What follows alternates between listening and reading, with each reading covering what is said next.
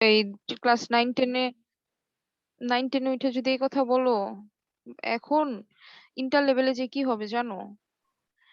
বাংলা ব্যাকরণ মানে B2 E2 দুইটার গ্রামাটিক্যাল পড়ার মতো এনাফ টাইম, এনাফ কেন, 1 hour টাইমও পাবা না নতুন করে শিখার জন্য। এটার জন্য তুমি এই যে 10 বছর Bangla second part, English second part বই পড়ছো, এটাই। বাট ইন্টার উঠা আর এটা পড়বা না, টাইমই পাবা না। কারণ তোমার ফিজিক্স, কেমিস্ট্রি আর হচ্ছে বায়োলজি, তার সাথে আছে ম্যাথ, এত প্যারা দিবে যে তুমি, তাও তো এগুলা 2টা করে পার্ট, যে তুমি কখনো আবার তার সাথে তোমার বাংলা ফার্স্ট পেপারের একটা গল্পের বই, প্লাস হচ্ছে ফার্স্ট পেপার পড়তে হবে, ইংলিশ ফার্স্ট পেপারের গল্পের কোশ্চেন রিঅ্যারেঞ্জ, এগুলো তো মুখস্থ করতে হয়। তারপর হচ্ছে 9-10 নম্বরে যে clue, without or with clue, এগুলা পড়তে হবে। সো তুমি গ্রামাটিক্যাল পড়ার তো চান্স পাবাই না। গ্রামার তোমার মারতে হবে টোটালি 9-10 পর্যন্ত, এই যে 9-10 বছর যা পড়ছো এগুলাই, নতুন তো কোনো রুলস নাই, মোটামুটি সব গ্রামার হয়ে গেছে। হ্যাঁ, তো এখন যদি বলো যে গ্রামার ভুলা, যে এটা খুব কষ্টদায়ক। এখন হচ্ছে কিছু তো ভুলবা, প্র্যাকটিসে রাখবা, ডেইলি ডেইলি একটু একটু করে এক এক দিন এক এক চ্যাপ্টার দেখলা, এক এক দিন এক এক চ্যাপ্টারের থেকে আই থিঙ্ক যে এখন আসলে চ্যাপ্টার দেখার কিছু নাই, যত মডেল টেস্ট কোশ্চেন সলভ করতে থাকবা। ইংলিশ তো এটাই করতাম, গ্রামার গুলা বা বাংলা গ্রামার গুলা, মডেল টেস্টের কোশ্চেন, নবদূত নাকি টেস্ট পেপার ছিল আমাদের সময়, তো এইসব দেখে জাস্ট সলভ করতে থাকতাম।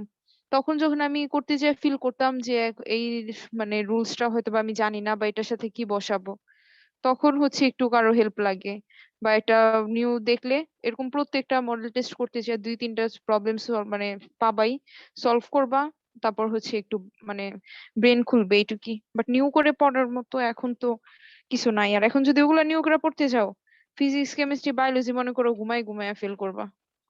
আর এটা এটা তো জানোই, হলি ক্রসের সবচেয়ে মজার যে যে জিনিসটা সেটা হচ্ছে সবাই গোল্ডেন বা A+ পেয়ে ঢুকে, বাট ফেল করে না। এরাও এই হলি ক্রসে ফেল হয় না, জানো না? আমাদের বার তো 2জনকে কলেজ থেকে বের করে দিছে। তো তুমি বুঝো যে যারা ইন্টারে A+ গোল্ডেন পায়ে ঢুকছে, এবং পরে ওরে হচ্ছে 1 বছর রাইখা দিছে, ফার্স্ট ইয়ারে ফেল করায় রাইখা দিছে, এরপরে সে তার মান সম্মান বাঁচাইতে তেজগাঁও মহিলা কলেজে ভর্তি হয়েছে, কারণ এই স্টুডেন্ট দুনিয়ার কোথাও ভালো জায়গায় ভর্তি হতে পারবে না। সে গেছে তেজগাঁও মহিলা কলেজে, সেকেন্ড ইয়ারে যা ভর্তি হয়েছে এবং তেজগাঁও মহিলা কলেজে নিছে। তারপর সে ওখানে কন্টিনিউ কইরা দেন সে হচ্ছে এট আ টাইম আমাদের টাইমে হচ্ছে অ্যাডমিশন দিছে। তো বুঝতেই পারতেছো কি অবস্থা। এখন যদি তুমি বাংলা ইংলিশে যে এগুলা গ্রামার এগুলা নিয়ে পেঁচাপেচি করো, তাহলে তো মেন সাবজেক্ট হবে না। হ্যাঁ, যাই হোক, সবার তো না, এতজন আমরা ছিলাম, 700 জন ছিলাম সায়েন্সের, 2-1 জন তো যাই এরকম একদম পড়ে না। তারপরও এটা আসলে আশা করা যায় কি A+ বা গোল্ডেন, গোল্ডেনই নেই ম্যাক্সিমাম। না, আমাদের বার দেখছি A+ আর কয়জন, ভাগ্য জোরে বা পাওয়ারের দিকে রেফারেন্সে কয়েকজন যায়, এমপি মন্ত্রী ফোন টোন কল দিয়ে দিয়ে দেয়, ওরকম পায়। বাট ম্যাক্সিমাম হচ্ছে গোল্ডেন, আর হচ্ছে স্কুলের যারা তো অটোমেটিক্যালি পায়, এরকম ছিল। তাইলে বুঝো কি একটা অবস্থা। জাগা মেন পড়ায় আসি, তো এই গ্রামার পড়ার টাইম পাবা না পরে, দেখতে পারো এখন থেকেই মোটামুটি। মিস আইআরটা কি ইনফ্রারেড রে? IR, হ্যাঁ, ইনফ্রা রেড রে। ওকে। আচ্ছা, পরে দেখো, আমি যেটা পড়তেছি যে প্রতিফলনের জন্য যদি আয়না ব্যবহার করা হয়, তাহলে প্রায় পুরোটাই প্রতিফলিত হয়। কিন্তু প্রতিফলন কথাটা, বাট হলিক্রসে একটা বেটার দিক যেটা আমার কাছে মনে হয়েছে, সেটা হচ্ছে ওইখানে পড়লে না, বাইরে কারো কাছে কোচিং করতে দরকার হয় না, এত ভালো পড়ায় যে আসলে প্রয়োজনই হয় না। বা অন্য কারো কাছে পড়লেও ওই ফিলটা আসলে পাওয়া যায় না। হ্যাঁ, উদ্ভাস টুদ্ভাসে তো শুনি ভালো পড়ায়, ওইখানেও এরকম পাওয়া যায় না। হলি ক্রসে অনেক ভালো পড়ায়, সব টিচারে অনেক ভালো। বিশেষ করে বায়োলজি, ফিজিক্স এরটা তো ভালো না, আমাদের টাইমে ভালো ছিল না ফিজিক্স, সরি বায়োলজি তো মানে অস্থির। আবার হচ্ছে কেমিস্ট্রিটাও মোটামুটি 70% ভালো, বায়োলজি 90%, ফিজিক্স 40 বা 50%। এখন তো মনে হয় স্যার আর চেঞ্জ টেঞ্জ হইতে পারে। আর ম্যাথ তো ধরতে গেলে 90, ম্যাথ তো 90%, কারণ স্যার তো বইও লেখে, জি স্যার আমাদের। তো মোটামুটি সব হয়ে যায়। আইসিটি মোটামুটি, তো মোটামুটি তারপর বাংলা, বাংলা 100% পাবা, ইংলিশও 100% পাবা ইসের মধ্যে, হলি ক্রসে। অনেক ভালো পড়ায়, অনেক ভালো। আমি আমার লাইফে, আমার স্কুল লাইফে এত ভালো দেখি নাই। আমি আমার মেডিকেল লাইফে এত ভালো কারো ক্লাস করে মানে মজা পাইনি যতটা। মানে পড়ার, কখনো ক্লাসে ঘুম আসে না, কখনো ক্লাসে টায়ার্ডনেস মনে হয় না, না ঘুমাইলেও হচ্ছে, মানে এত ভালো পড়ায়। আলাদা, আমার ভাল লাগতো। আমার কেন, সবারই ভাল লাগে, আমার যারা ফ্রেন্ড আছে সবাই বলতো ভালো। আর দু একজন হয়েছে যারা একটু বেশি বুঝে, ক্লাস ক্লাস করে না, প্রচন্ড ফাঁকি দেয়, এদের জন্য একটু কষ্ট হয়। যাই হোক, তোমরা তো বড় হইছো, এখন ভালো একটা ইনস্টিটিউটের জন্য পড়তেছো, সবাই ভালো আমি জানি। হয়তোবা ভাগ্যক্রমে একটু এদিক ওদিক হবে, বাট এভারেজে যদি বলি সবাই ভালো। তো এদের থেকে আসলে এগুলো আশা করা যায় না, খারাপ কিছু। তো পড়াশোনা করবা, ভালো রেজাল্ট করবা। আচ্ছা দেখো, পরে যেটা, যে প্রতিফলনের জন্য যদি আয়না ব্যবহার করা হয় তাহলে প্রায় পুরোটাই প্রতিফলিত হয়, কিন্তু প্রতিফলন কথাটা, আচ্ছা আয়না, আয়না তো প্রতিফলন হয় জানি। তো এখানে কি বলছে, যে কতটুকু প্রতিফলন হবে সেটার জন্য আমরা হচ্ছে ফ্রেনেলের সূত্র ইউজ করি। এই লাইনটাই দাগায় রাখো, যে প্রতিফলন কতটুকু হবে ওইটা আমরা জানার জন্য ফ্রেনেলের সূত্র ব্যবহার করি। আপতন কোণ যত বেশি হবে, প্রতিফলন, প্রতিফলনও বেশি হবে, কারণ দুইটা যেহেতু সমান। আচ্ছা এখানে লিখছি কি, এক টুকরা কাচে প্রতিফলন হয় কম, মাত্র 4% থেকে 5%, বাকিটা ভেতর দিয়ে হচ্ছে প্রতিসরণ হয়। মানে আলো কোথাও পড়লে সবকিছুই তো হবে, তো 4 থেকে 5% প্রতিফলন হবে, আর বাকি যেই পার্সেন্ট আছে তোমার, লাইক 96 কি 90, 5% টোটালটাই হচ্ছে প্রতিসরণ হইতেছে। কিন্তু প্রতিফলন কোণ যদি বেশি হয়, 80% কিংবা, সরি 80 ডিগ্রি বা 90 ডিগ্রির কাছাকাছি হয়, তাহলে প্রতিফলিত আলো অনেক বেশি বেড়ে যায়। হ্যাঁ, জানলার কাচের পাশে দাঁড়িয়ে তোমরা একটা পরীক্ষা করতে পারো, যেগুলা দেখো। এবার আসো শোষণ। শোষণের এটা অনেক ইন্টারেস্টিং, কালারিং এর খেলা এটা। যারা মোটামুটি আর্ট টার্ট শিখছো এরা জানো যে কোন কোন কালারের কম্বিনেশনে কোন কোন কালার তৈরি করা যায়, এদের জন্য এটা ইজি। তো এখানে যেটা বলছে, যে সাধারণ আলোতে অনেক সময় আমরা বলি কি সাদা আলো, আসলে সবগুলার তরঙ্গ দৈর্ঘ্যই থাকে নর্মালি সাদা আলোতে। তাই বলা যায় যে সেখানে সব রঙের আলোই থাকে। যখন সবগুলা রং থাকে তখন আমরা আসলে আলাদাভাবে কোনো রং দেখি না, মানে সাদার মধ্যে সব কালারই থাকে। তো আলোকে আমরা বলি বর্ণহীন কিংবা সাদা আলো। হুম। আর এগুলা যারা আর্ট টার্ট শিখছে এখানে, আসো না কেউ যে আর্ট শিখছো এখানে, ড্রয়িং শিখছো ছোটবেলায়? জি মিস। হ্যাঁ, এরা তো জি হচ্ছে মিস। ফার্স্টে, হ্যাঁ, এগুলার কনসেপ্ট অনেক ভালো আছে। তো মোটামুটি দেখা যায় সাদা কোনো কিছু মানেই হচ্ছে সকল আলোর একটা কম্বিনেশন থাকে। আর হচ্ছে আমরা, আচ্ছা, তখন আলোকে আমরা বলি কি বর্ণহীন কিংবা সাদা আলো। এই আলোটা যখন কোনো লাল গোলাপ ফুলের উপর পড়ে, তখন গোলাপ ফুলের লাল রং ছাড়া বাকি সব রং শোষণ করে। সব রং যেহেতু শোষণ করতেছে, দ্যাটস ওয়াই আমরা জাস্ট লাল রংটাই দেখি, কারণ এই রংটাই হচ্ছে প্রতিফলিত হয়। সব রঙের ক্ষেত্রে এরকম। হুম। তো প্রতিফলন হয় সেটাকে সবুজ ছাড়া অন্য কোনো, এই যে চারপাশের পাতার কথা বলছে একই, ওই কালারটা ছাড়া বাকি সব মানে প্রতিফলন, সরি শোষণ হয় দেখে আমরা জাস্ট ওই কালারটাই দেখি। এ পর্যন্ত এগুলাই বলা হয়েছে। তারপর মসৃণ আর অমসৃণ তল দেখো, মসৃণ তলে আলো যেভাবে আপতিত হচ্ছে, ঠিক প্রতিফলনটা তার সমান্তরালে হইতেছে। এবার যদি অমসৃণ হয়, এবড়ো থেবড়ো থাকে না নিচেরটা, দ্যাটস ওয়াই কি একভাবে পড়তেছে আরেকভাবে আসতেছে, এটাই। তো মসৃণ তল আর অমসৃণ পৃষ্ঠের প্রতিফলন দেখতে পারো মোটামুটি সংজ্ঞাগুলা, আয়না বা হচ্ছে দর্পণ। মিররের ক্ষেত্রে যেটা, কাচের সমান পৃষ্ঠ থেকে 4% আলো, এটা আগেও দেখছি, যে আলো প্রতিফলিত হলে পেছনের পৃষ্ঠ থেকে পুরো আলো প্রতিফলিত হয় বলে সেটি মূল প্রতিবিম্বটি তৈরি করে। টেলিস্কোপ বা অন্য কোনো অপটিক্যাল যন্ত্র, যখন মূল প্রতিবিম্বটা খুব গুরুত্বপূর্ণ হয়, তখন কাচের উপরে আমরা কি করি, আয়নার মধ্যেই তো যেটা, রূপা বা অ্যালুমিনিয়ামের প্রলেপ দেই। হ্যাঁ, যেন 4% হালকা আর হচ্ছে 96% স্পষ্ট হয়। এরকম দুইটা প্রতিবিম্ব না হলে 100%ই কি স্পষ্ট প্রতিবিম্ব তৈরি হয়। রিডিং দিতে পারো। প্রতিবিম্ব কি, এটা একটু দেখলাম যে আমরা আয়নার সামনে দাঁড়াইলে আমরা আমার প্রতিবিম্বটা এখানে দেখতে পাই। এগুলো একটু দেখলে আর কি আছে, এখানে হচ্ছে একটা দূরত্বের আছে।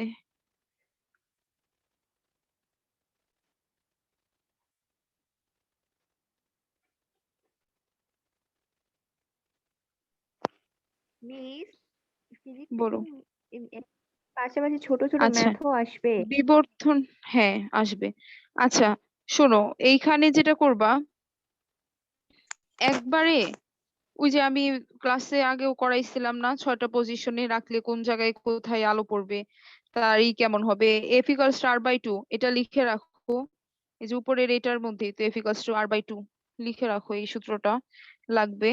আর হচ্ছে গোলীয় আয়না, উত্তল আয়নার ক্ষেত্রে কি হবে। আচ্ছা এখানে আরেকটা জিনিস, এগুলো একটু দেখবা, কতগুলা সংজ্ঞা আমি লিখাই দিছিলাম। এটার ক্ষেত্রে মোটামুটি দর্পণের ক্ষেত্রে তোমার 2 রকমের দর্পণ আছে, সমতল দর্পণ, গোলীয় দর্পণ। 2 রকমের দর্পণ আছে, সমতল, গোলীয়। সমতল তো দেখাইলামই, সমতল যেটা তলটা মসৃণ হয়। গোলীয় দর্পণটা কি, নর্মালি কোনো গোলকের ফাঁপা গোলকের অংশ থাকে, সেখানে কি 2 রকমের প্রতিফলন হয়। কারণ গোলীয় দর্পণকে আমরা আবার 2 ভাগে ভাগ করছি, অবতল দর্পণ আর উত্তল দর্পণ। অবতলে কি, অবতল পৃষ্ঠে অংশটা যখন থাকে গোলকের, দেন ওইটাকে আমরা বলি অবতল দর্পণ। যখন ওই ফাঁপা গোলকের ভিতর অংশটা থাকে, ওইটাকে আমরা বলি কি, উত্তল। জানো তো। আর দর্পণ কথাটা যখন ইউজ করি তখন আমাদের বুঝতে হবে যে এক সাইডে হয়তো বা রূপা বা অ্যালুমিনিয়াম প্রলেপ তো আছেই। এরপরে এই চ্যাপ্টারের জন্য আর যা পড়বা সেটা হচ্ছে, আমি একটু তাড়াতাড়ি বলতেছি, টাইম নেই যেহেতু। আর যেটা পড়বা সেটা হচ্ছে মেরু কি। কারণ চিত্র আঁকো বা ম্যাথের ক্ষেত্রেও কোশ্চেন বুঝার জন্য এই জিনিসগুলো দরকার হয়। মেরু কি, সংজ্ঞা। গোলীয় দর্পণের প্রতিফলক তলের মধ্যবিন্দুটাকে আমরা বলি কি, মেরু বিন্দু বা মেরু বলি। বক্রতার কেন্দ্র পড়তে হবে, বক্রতার কেন্দ্র, তাই না? বক্রতার কেন্দ্র কি, গোলীয় দর্পণের যে গোলকের অংশ, ওই গোলকের, আচ্ছা আমি একটু চিত্র দিয়া মোটামুটি বুঝাই দিই, দেখো। আমার পরে কার ক্লাস? হুম, মিস আমার পর কার আফিয়া ক্লাস? মিসের। আফিয়া মিসের। ম্যাম এসা তো। আচ্ছা দেখো, মোটামুটি মেরু পড়বা, এগুলা না ম্যাথের জন্য লাগবে, দ্যাটস দিতেছি। মেরু তো জানোই, তাই না? কোনটা মেরু? এইটা। নেক্সটে দেখো, আরেকটা জিনিস লাগে, সেটা হচ্ছে বক্রতার কেন্দ্র। বক্রতার কেন্দ্র কি, কে পারবা সংজ্ঞা বলো। বক্রতার কেন্দ্র কি? গোলীয় দর্পণটি যে গোলকের অংশবিশেষ সেগুলোকে কেন্দ্রকে বলা হয় বক্রতার কেন্দ্র। হুম, এটা যদি হয়, ধরো এখানে সি, এটাকে আমরা বলি কি, অবতল দর্পণ। যেহেতু এটা এই সাইড আঁকছি, ভিতরে হইলে এটারে আমরা বলতাম কি, ভিতরে হইলে উত্তল দর্পণ বলতাম, বাইরে যেহেতু অবতল দর্পণ। মিডলে এটাকে আমরা বলি বক্রতার কেন্দ্র পড়বা। তারপর একটা জিনিস পড়তে হয়, সেটা হচ্ছে বক্রতার ব্যাসার্ধ। বক্রতার ব্যাসার্ধ কি, এগুলা সংজ্ঞা পড়বা, লাগবে ওভারঅল কোশ্চেনে। ব্যাসার্ধটা কি, আর দ্বারা প্রকাশ করি, তাই না? গোলীয় দর্পণটি যে গোলকের অংশ সেই গোলকের ব্যাসার্ধকেই বক্রতার ব্যাসার্ধ বলে। সেগুলোকে ব্যাসার্ধটাকেই আমরা বলতেছি ওই গোলীয় দর্পণের এই বক্রতার বক্রতার ব্যাসার্ধ। ব্যাসার্ধ, হ্যাঁ। এরপরে লাগে আরেকটা, সেটা হচ্ছে প্রধান অক্ষ। প্রধান অক্ষ কি? বক্রতার কেন্দ্রের মান আর বক্রতার ব্যাসার্ধের মান তো একই না? গোলীয় দর্পণের বক্রতার কেন্দ্র এবং মেরুর মধ্য দিয়ে যে একটা সরল রেখা যায়, এটাকে আমরা কি বলি, প্রধান অক্ষ, তাই না? বুঝতে পারছো প্রধান অক্ষ। এরপর জি আসো মিস। প্রধান ফোকাস। প্রধান ফোকাসের সংজ্ঞা কি, আরেকটা জিনিস পড়বা এখানে, সেটা হচ্ছে প্রধান ফোকাস এক বা হচ্ছে ফোকাস যেটা আর কি। গোলীয় দর্পণে যে গোলীয় দর্পণে প্রধান অক্ষের সমান্তরালে কোনো রশ্মি অবতল আপতিত হলে যে বিন্দু দিয়ে যায় ওই বিন্দুটা হচ্ছে ওই গোলকের ফোকাস বিন্দু। এইভাবে দিলাম। আচ্ছা ধরো এখান থেকে আলো গেল, এটা আবার এভাবে করে আসতেছে, এখান থেকে আলো গেল, এটা আবার এমনি করে আসতেছে, হ্যাঁ, এরকম ভাবে গেল। ঠিক আছে, তারপর হচ্ছে ফোকাস দূরত্ব লাগে। ফোকাস দূরত্ব কি? মেরু এবং প্রধান ফোকাসের মধ্যবর্তী দূরত্বকে ফোকাস দূরত্ব বলে। মেরু হতে মেরু, ফোকাস বিন্দু হ্যাঁ মেরু দূরত্বকে আর হচ্ছে হচ্ছে ফোকাস মেরুবিন্দু আর ফোকাস দূরত্বের যে মধ্য দূরত্বটা, ওটাকে আমরা বলি। এরকম একটা থাকলো, এটা কি ধরো, ও এটা তো এফ ফোকাস, তো এই টুকটারে আমরা এফ বলি। ঠিক আছে, ফোকাস দূরত্বটা লাগবে। ফোকাস তল লাগে না, তল তো এটাই তল, আর কিছু লাগবে না, মোটামুটি এই পর্যন্ত পড়বা। আর প্রতিবিম্ব কয় রকম হয় বলো? 2 আর ধরনের। কিছু লাগবে না। এগুলা তো, এটা তো সবাই পারবা না, এগোটা কোশ্চেন একটু পড়বা, দেখতেছো? এগোটা কোশ্চেন পড়বা। হ্যাঁ, প্রতিবিম্ব 2 ধরনের, কি কি? বাস্তব প্রতিবিম্ব আর বাস্তব অবাস্তব আর প্রতিবিম্ব। অবাস্তব। হ্যাঁ, বাস্তব আর অবাস্তব প্রতিবিম্ব, দুইটার সংজ্ঞা পড়ে ফেলবা। কারণ ওইখানে যে পরে হয়েছে গিয়া খুবই প্যারা দাও যে কয়েকটা কথা বললা, সেটা হচ্ছে আলো কোন জায়গায় যে মিলিত হয়, কোন জায়গায় হবে না। সো এই সংজ্ঞা দুইটা হচ্ছে একটু পড়বা। বাস্তব প্রতিবিম্ব কি, অবাস্তব প্রতিবিম্ব কি?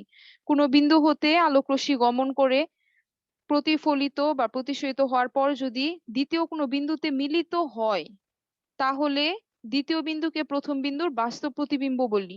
এটাই কি হয়, মিলিত হয়। এবং সেকেন্ড যেটা অবাস্তব, সেটার ক্ষেত্রে মিলিত হতে মানে হচ্ছে অপসারিত হচ্ছে বলে মনে হয়, বাট মিলিত কই হইছে জানি না, কতগুলার ক্ষেত্রে হয়তো বা মিলাইতে পারি, কতগুলার ক্ষেত্রে মিলাইতে পারি না। সো এটাকে আমরা হচ্ছে অবাস্তব বলি। ঠিক আছে, দুইটার মধ্যে একটা পার্থক্য পড়ে ফেলবা, বাস্তব আর হচ্ছে অবাস্তবের মধ্যে, তাহলে আর প্রবলেম গুলা হবে না। আরেকটা যেটা লাগবে ওটা হচ্ছে তোমার ওই 6টা যে আছে না, 6টা পজিশন আছে, যে লক্ষ্যবস্তু অসীম দূরত্বে থাকলে কি হবে, লক্ষ্যবস্তু বক্রতার কেন্দ্র আর অসীমের মধ্যে থাকলে কি হবে, লক্ষ্যবস্তু বক্রতার কেন্দ্রে থাকলে কি হবে। এটার অবজেক্টিভ কিন্তু আসছে, বিভিন্ন মিস বোর্ড কোয়েশ্চেনও চিত্রগুলা কি পাবা। লাগবে? মিস চিত্র লাগবে না, চিত্রগুলা। চিত্র লাগবে না। আচ্ছা মিস। খাতার মধ্যে ওই যে লিখাই দিছিলাম না, ম্যামের তো ক্লাস শুরু হবে, পরে আমার বলবো অনেক টাইম নিতেছি। সো এই 6টা কোয়েশ্চেন লিখে ফেলবা। আর যারা লিখছিল না আগে, হ্যাঁ মাত্র 8জন স্বীকার করছে, ক্লাস করছে, বাকিরা তো করে নাই। সো যারা করছো, এদের তো খাতার মধ্যে লেখা আছে ওই 6টা পজিশনে রাখলে আমাদের প্রতিবিম্বের অবস্থান কেমন হবে, আকার কেমন হবে, প্রকৃতি কেমন হবে। ঠিক আছে, ওই 6টা পজিশনটা পড়বা। অবজেক্টিভে ইউজ এই কোশ্চেনটা হয়, তোমাদের বই নাই, তারপরও দেখা যায় যে বিভিন্ন বোর্ডে কোশ্চেন করে, কারণ এটা ছাড়া আসলে প্রতিফলন কমপ্লিট হয় না। এই 6টা কোশ্চেন মানে 6টা পজিশন লাগবে। ঠিক আছে, আর ম্যাম কি ক্লাসে লিংক দিয়ে দিছে? ওকে, ঠিক আছে। আর যারা, ম্যাম তো আসে নাই, ঠিক আছে, এই যারা হচ্ছে করছো ক্লাস আছে না, সাদের কাছে আছে না লিখা? জি মিস। সাদের কাছে না থাকলে গ্রুপে দেখবা, গ্রুপের ইসে মিডিয়াতে দেখবা, গ্রুপ মিডিয়াতে পাইতে পারো। দেন না পাইলে কালকে নেক্সট ক্লাসে আমি আবার যেহেতু এই রিলেটেড ম্যাথ করাবো, 6টা পজিশন দিয়ে হচ্ছে স্টার্ট করব, ম্যাথের ভিতর ঢুকবো। ঠিক আছে, তো ফ্রাইডেতে এক্সাম থাকবে। কি এক্সাম থাকবে আরেকবার বলি, সেটা হচ্ছে ইসের এই পর্যন্ত যতটুকু পড়াইছি থিওরির উপর এমসিকিউ কোশ্চেন হবে, বেশি না, 10-15টার মতো হবে। এবং কালকে 9টা বাজে, সকাল 9টায় না, রাত 9টায়, আচ্ছা রাত 9টায় ক্লাসের আমি কথা বলে দেখি। হুম, যদি কনফার্ম হয় আমি তোমাদের গ্রুপে জানাবো, কনফার্ম হলে গ্রুপে জানাবো, যদি কনফার্ম না হয় চেঞ্জ হতে পারে, জানি না। আবার 9টা বাজে সবাই এসে আমারে আমারে প্যারা দিও না। আমি যদি স্যারের সাথে কথা বলে কনফার্ম হই, আমি নিজে গ্রুপে বলে দিব। ঠিক আছে, ওকে, ভালো থাকো, পড়াশোনা করো। ওকে কার কোনো মিস, কোশ্চেন আছে আসসালামু আর? আলাইকুম।